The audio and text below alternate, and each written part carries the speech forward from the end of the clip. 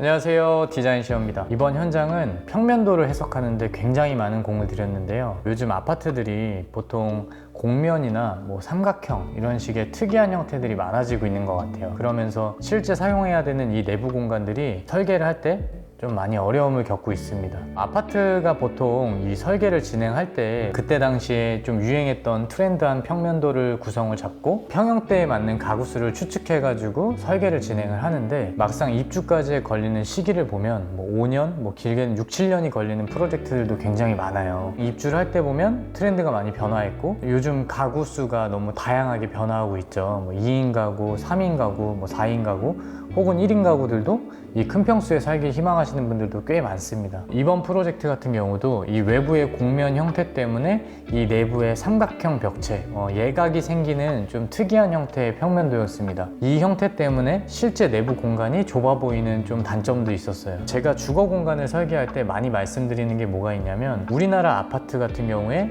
이 디자인적 가치, 즉 공간이 좀 더 공을 많이 들이고 비싸 보이게 만드는 가장 빠른 방식이 뭐가 있냐면, 우선 집이 넓어 보여야 한다고 꼭 말씀드리거든요. 그러기 위해서는 이 선을 정리하고 내부에 비틀어져 있는 부분을 좀 라인을 정렬을 해준다거나, 두 번째는 주방과 거실이 한눈에 읽히게 만드는 그런 배치를 하는데 굉장히 힘을 많이 썼습니다. 이 프로젝트 같은 경우에는 이 집 내부에 있는 모든 벽체가 대부분이 비내력 벽이었기 때문에 사실 전부 철거를 해서 고객님들께 맞춰서 100% 커스텀했다고 생각해 주시면 좋을 것 같아요. 그럼 지금부터 이 완전히 바뀐 평면도의 형태를 각 공간별로 가면서 보여드릴게요.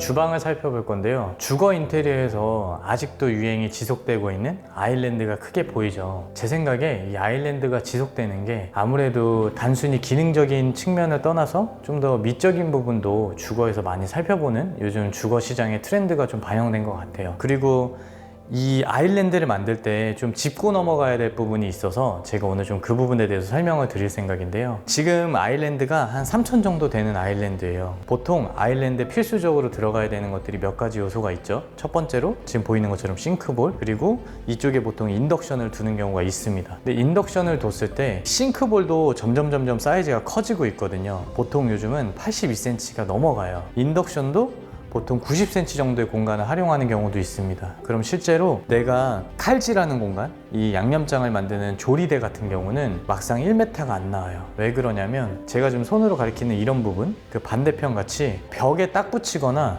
동선에서 완전히 이 싱크볼을 붙여서 만들어낼 수가 없어요. 기술적으로 가열대가 동선 쪽에 가까이 붙게 됐을 때는 뜨거운 냄비가 올려져 있을 때 팔에 닿을 수도 있고 굉장히 위험하겠죠. 양쪽 동선의 공간을 둔 상태에서 막상 싱크볼, 인덕션이 들어가 버리면 내가 조리해야 되는 조리대는 작아집니다. 이 어떤 상황을 좀 연상하면 좋냐면, 내가 가열대에서 어떤 팬 요리를 하면서 여기서 이 양념장을 부어야 되는 상황과 빨리 뭔가 야채를 씻어서 칼질을 해야 되는 상황이 겹쳐버리면 그때 특히 더 공간이 좁아지는 것 같아요. 그래서 요즘 제가 많이 추천드리는 방식은 지금 보여지는 것처럼 앞뒤 동선을 준다든지 측면 동선을 준다든지 해서 싱크볼과 가열대를 분리시켜 놓습니다. 이게 한 공간에 있을 때 편리하다고 느끼시는 분들도 굉장히 많을 건데, 반대로 가열을 하는 행위와 어떤 재료를 씻어가지고 만들어내는 행위, 그런 것들을 면밀히 분석했을 때 앞뒤 동선이나 측면 동선이 오히려 효율적이라는 그런 생각이 들 때도 있고요. 그거는 어떻게 구분을 하시면 좋냐면, 첫 번째는 내가 요리를 하는 행위가 정말 많고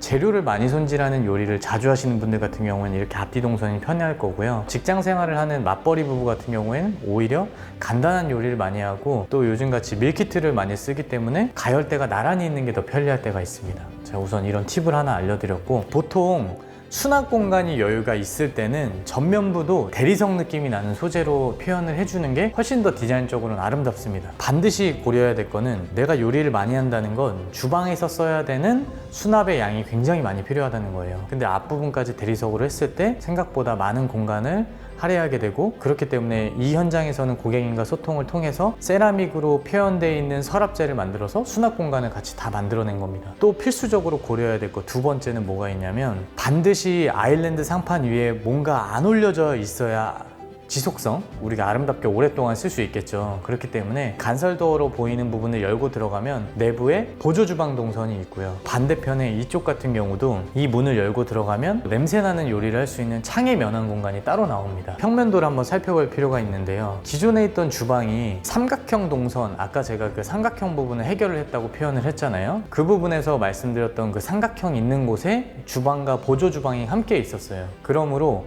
방은 개수가 많은데 실제 사용할 만한 방은 좀 적었고요. 그리고 실제 공용부, 즉 제일 넓어 보여야 되는 공간이 삼각형의 예각이 생겨버리니까 각도 때문에 집이 더 좁아 보이는 효과가 있는 거죠. 그래서 그 벽체를 제거하기 위해서 안방이었던 공간에 주방을 넣어주고, 안방은 오히려 가장 깊숙한 공간으로 두고 공용부였던 화장실을 안방 화장실로 편입시키고, 안방 화장실의 문 입구를 반대편으로 돌려서 공용부로 돌려줬습니다. 평면도를 살펴보면 위치가 많이 변환됐다는 걸 알 수 있을 거예요. 디자인 포인트 같은 경우에는 지금 공간이 마치 이렇게 구멍이 뚫려 있는 형태, 보통 이걸 보이드 디자인이라고 하는데, 공간을 비워주고 왼편과 오른편에 굉장히 솔리드한 벽체에 페인트로 표현을 해주고 이 안쪽만 우드로 표현을 해준 거예요. 그래서 깊이감이 더 깊게 느껴지게 표현을 해준 다음에 안쪽으로 봤을 때는 상부에 간살도어를 넣어주고, 지금 디자인 포인트 중에 하나인 상판을 활용하여서 장 옆에도 표현을 해줬습니다. 네모 박스 안에 네모 박스가 있고 이렇게 연속적인 느낌을 강조한 디자인이고요. 또 두 번째는 손잡이가 굉장히 특별한데, 냉장고 오른쪽에 보이는 부분이 빌트인 냉장고고요. 반대편에 보이는 부분 같은 경우에는 수납장이에요. 그럼 아까 말씀드린 것처럼 보조 주방 쪽에는 냉장고가 3대가 별도로 있어서 실제 여기는 자주 활용하는 음료나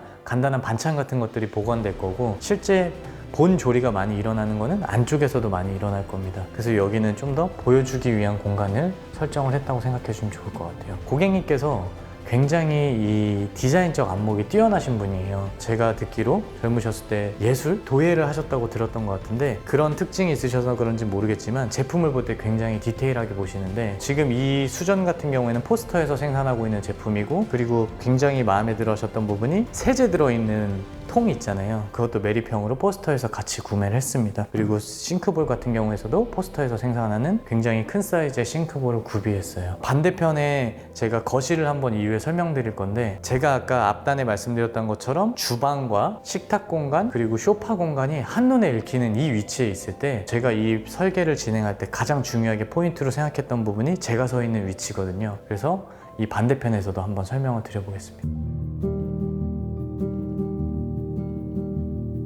거실 부분 그리고 식탁존, 다이닝존을 설명을 드릴 건데요. 저는 설계를 진행할 때 주방 위치를 설정하면서 반드시 식탁 위치를 먼저 좀 고려를 해줍니다. 집이라는 공간이 내가 사랑하는 사람들과 가장 오랫동안 머무는 공간이라고 생각을 하고, 사랑하는 사람과 마주보면서 시간을 보내는 공간, 그러니까 마주보면서 앉아있는 공간이 좀 드물거든요.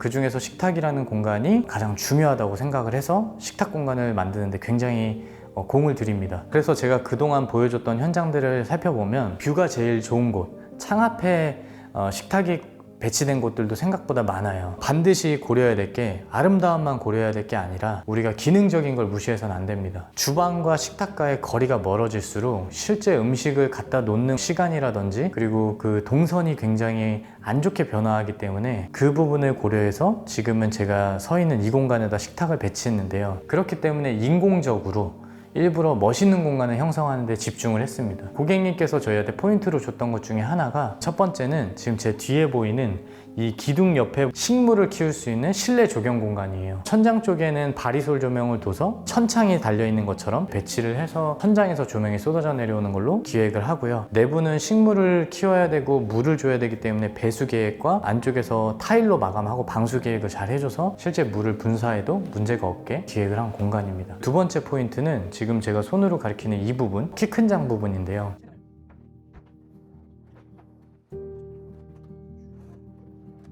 이렇게 배치를 진행을 했습니다.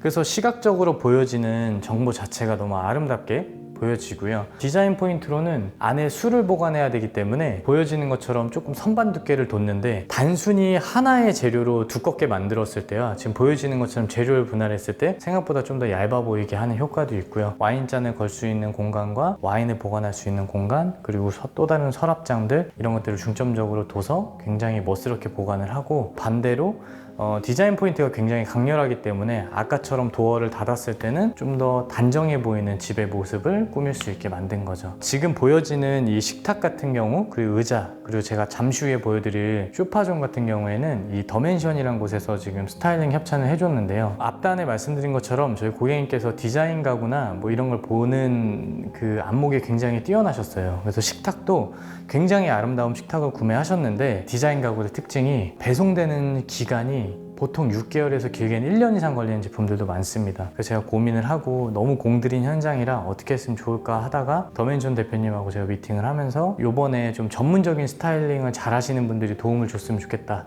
해서 이렇게 한번 꾸며봤는데요. 가장 그 베스트셀러라고 할 수 있는 데살토 테이블과 그 나머지 의자들 뭐 이런 것들도 너무 좋은데, 저는 사실 그 대표님 말씀이 저한테 굉장히 많이 와닿았어요. 보통 이 고객님을 상대할 때 그 집에 대한 구조나 어떤 갖고 계신 생각, 디자인들을 보고 어울리지 않을 것 같으면 판매를 하지 않으신다 그러더라고요. 가구를 셀렉하고 수입하고 헤리티지가 있는 제품들을 판매하기로 결정했던 가장 큰 이유는 가구를 쓰면서 그들이 계속 지속적으로 만지고 거기 앉아있고 하면서 일어나는 그 행복감을 전달받았을 때 본인도 그거에 대해서 에너지를 굉장히 많이 얻는다라고 표현해 주신 게 인상 깊었고요. 완성된 결과물을 보니 확실히 전문가의 손길은 다른 것 같습니다. 다음 부분에는 제가 이제 소파존, 거실 쪽을 한번 설명을 드려보겠습니다.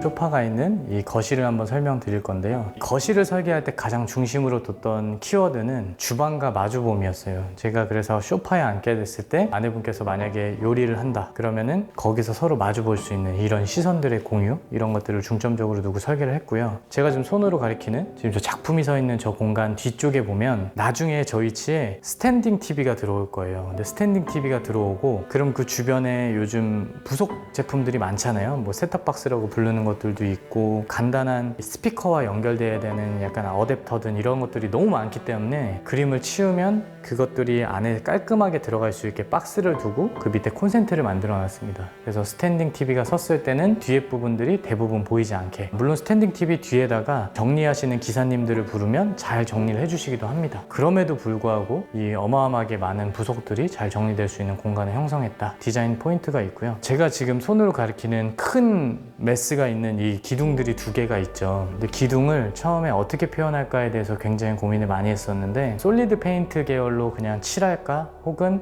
저 안에 보여지는 부분에 제가 좋아하는 노출 형태의 콘크리트를 그대로 노출시켜가지고 좀 더 이 자연스러움을 연출할까 막 고민을 많이 했었습니다. 막상 뜯으니 결로 방지 단열, 보통 단열재가 50cm까지는 이 외부에 직접 면한 공간에서 조금 매립되어 있는 경우가 있거든요. 콘크리트 사이에 노출하기가 쉽지 않은 거죠. 그렇기 때문에 다른 방식을 고객님하고 오랫동안 상의를 하다 보니 고객님이 자연의 물성에 대한 이해가 굉장히 높으셨어요. 그래서 나는 손으로 만지는 질감, 오히려 좀 더 그게 자연스러운 느낌의 물건들이 좋다라고 표현해 주신 부분에 키워드를 얻어서 벽돌로 표현하는 걸로 저희가 결론을 내렸고요. 얘를 할 때 굉장히 디테일에 신경 썼던 부분이 코너 부분이었어요. 코너 부분이 기역자로 애초에 구워져서 나올 수 있는 제품을 선정을 해서 지금 보여지는 것처럼 그 부분이 굉장히 깔끔하게 마감됐는데요. 외장재 같은 경우에는 그 코너면이 노출돼도 좀 자연스럽게 보일 때도 있습니다. 근데 실내 공간에서는 아주 작은 포인트들이 모여서 그 흔히 말하는 하이엔드 공사를 이루기 때문에 굉장히 중점적으로 달았던 그런 부분이고요. 요즘 키워드들 중에서 유행하는 게 이제 호텔 같은 조명도 있어요. 인테리어들을 많이 준비하시면서 보면 호텔 같은 조명을 하고 싶을 때 광원이 직접적으로 눈으로 오지 않는 게 굉장히 중요한 키워드인데, 다운라이트 같은 경우는 눈에 직접적으로 영향을 주거든요. 근데 트림리스, 테두리가 없고 약간 안쪽에 광원이 배치되어 있으면 조명이 굉장히 은은하게 보여집니다. 그래서 천장이 굉장히 깔끔한 디자인, 그리고 보여지는 것처럼 조명 계획에 대해서 많이 칭찬해 주시는 고객님들이 많아요. 이번 현장도 굉장히 호텔 같은 조도가 나왔다 이렇게 말씀드리고, 자연적인 물성을 살리기 위해서 바닥에 원목마루, 벽면에 무늬목, 세라믹 이런 것들이 혼용돼서 좀 멋스럽게 보여집니다. 물론 세라믹은 인공적인 재료긴 하지만 그래도 대리석을 흉내낸 재료이기 때문에 그것들이 어우러졌을 때 지금 보여지는 것처럼 굉장히 고급스럽고 편안한 무드가 만들어질 수 있다, 이렇게 생각을 합니다. 다음에 설명드릴 부분이 복도 부분이에요. 근데 복도에서 키워드로 삼은 부분이 안방으로 들어가는 중문이 열렸을 때 모습이거든요. 그 부분을 한번 이동을 해볼게요.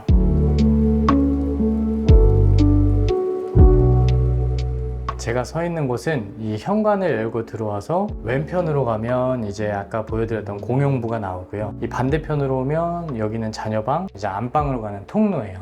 가장 중점적으로 생각했던 디자인 중에 하나가 이 간살도어 뒷부분에 보이는 곳입니다. 그냥 보여드릴게요.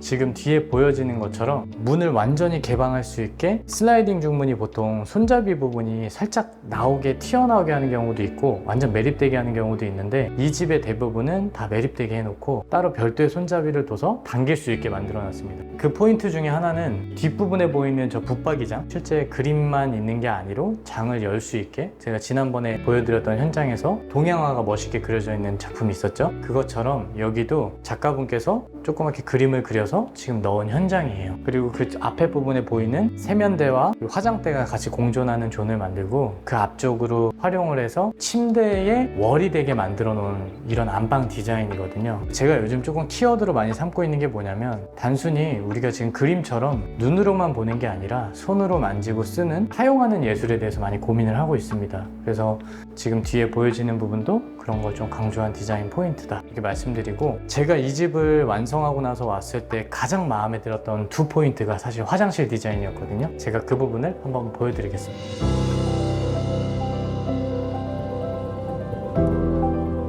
지금 제가 서 있는 이곳은 안방 화장실입니다. 분위기가 완벽하게 반전됐죠. 저는 선호하는 디자인의 형태가 뭐냐면, 도어가 닫혀 있고 또 주로 사용하는 용도가 도어를 닫아놓고 쓰는 공간이라면 좀 더 색다른 느낌을 줄 때가 더 많은 것 같습니다. 지금 기존의 공용부에서 브라운 계열의 우드가 굉장히 많이 사용됐고 고급스러움을 표현하기 위해서 했다면, 여기는 약간 클래식한 고급스러움이라고 저는 표현하고 싶어요. 포인트로 몇 가지 작용했던 것이, 호텔에서 우리가 가장 좀 좋다고 느끼는 부분이 뭔가 이렇게 생각을 해보면, 첫 번째는 변기를 쓰는 공간과 세면을 하는 공간, 그리고 욕조와 샤워하는 공간이 완벽하게 분리되어 있는 것이라고 저는 생각을 합니다. 지금 보이는 것처럼 여기도 샤워를 하는 공간, 욕조를 쓰는 공간, 세면 공간, 그리고 지금 보여지는 것처럼 변기 공간이 완벽하게 분리되어 있는 게 이 디자인 포인트고요. 이 요소들을 보면 세면대나 그리고 욕조, 그리고 수전류, 이런 것들이 전부 다 클래식한 디자인을 포인트로 잡았는데, 고객님께서 제품을 골라주신 것도 이제 콜러 욕조, 이제 콜러 수전, 클래식한 네임을 갖고 있는 것들을 선정을 해주셨고, 변기 같은 경우에서도 토토에서 사용하는 굉장히 고급스러운 변기를 또 선택을 해주셔서 호텔에서 사용하는 그런 화장실의 느낌이 나게 만든 게 좀 디자인적 포인트예요. 그래서 지금 유리장 같은 경우에도 저희가 메리브를 이렇게 만들어서 안쪽에서 쓸 수 있고, 그 밑에 젠다이, 그리고 여기에 들어간 우드 같은 경우에는 공용부에 있는 것보다 좀 더 밝은 포인트라고 생각을 해주시면 되죠. 그리고 이제는 공용부 욕실을 한번 설명드릴 건데, 안방 욕실은 부부가 사용하긴 하지만 주로 아내분이 사용하실 공간이고, 공용부에 있는 우리 공용 욕실 같은 경우는 이 아드님과 이 남편분께서 사용하실 공간입니다. 한번 제가 이동을 해보겠습니다.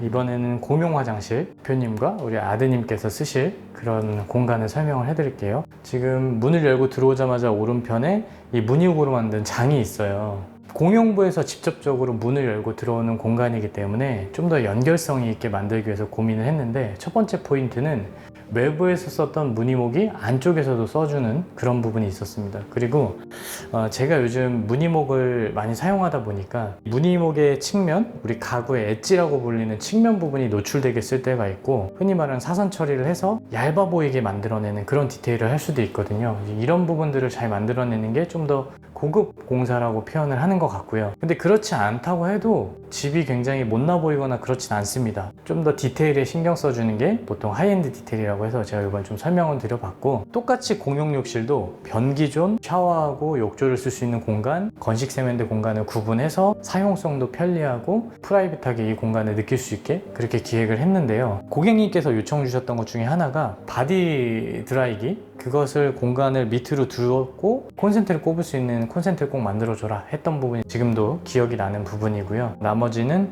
이 컬러 포인트 자체가 좀 더 남성성이 느껴지게 일부러 디자인을 한 그런 공간입니다. 그러면 제가 그동안은 안방 공간을 많이 설명드렸었는데 이번엔 자녀방을 좀 설명드려 볼 생각입니다.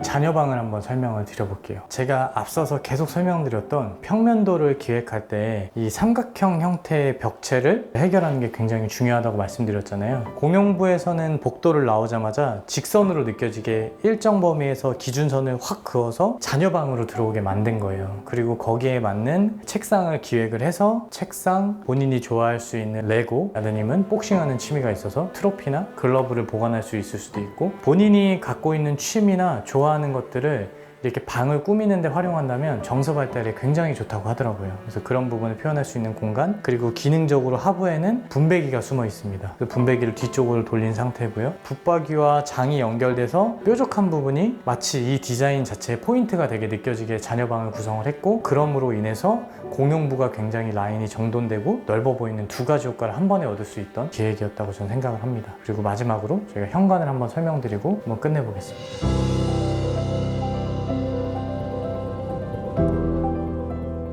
현관을 설명드릴 건데요. 현관이 지금 제가 손으로 가리키는 이 부분, 문을 열고 들어오자마자 윗부분에 구조상 보가 지나가야 됐어요. 그러니까 작아 보이는 거죠. 천장이 낮아 보이고, 저는 최대한 비내력벽을 움직여서 이 좌우폭을 한 30cm 정도 더 넓혀줬습니다. 그럼에도 불구하고 공간이 좁아 보일 걸 걱정하셔서 지금 전면에 보이는 이 슬라이드 형태의 유리 중문, 이걸 키워드로 두고 그 앞에 보여줄 수 있는 그림을 거는 거에 대해서 저희가 굉장히 공을 들여서 설계를 했던 디자인이었고요. 손으로 가리키는 이 부분은 굉장히 조형적이죠. 석재 느낌의 타일이 하부를 지지하고 그 위에 무늬목이 얹어져 있고, 그리고 중간에 간단한 물건을 올릴 수 있는 선반 디자인도 돼 있어서 굉장히 형태가 강렬하고, 그리고 반대편 같은 경우는 벽체 도장이 따라올 수 있게 똑같이 도장도어를 활용해서 톤이 최대한 튀지 않게 만든 거예요. 그래서 양면이 한쪽의 디자인에 강렬하게 좋기 때문에 한쪽은 단정하게 만들고 고려해서 했던 설계가 포인트였습니다. 그리고 전면에 보이는 부분에 날개벽이 생겨야 될 공간도 유리로 표현해주면서 좀 더 개방감을 좀 극대화하는 데 중점적으로 디자인했던 그런 부분이었습니다. 이제 한번 마무리 한번 해보겠습니다.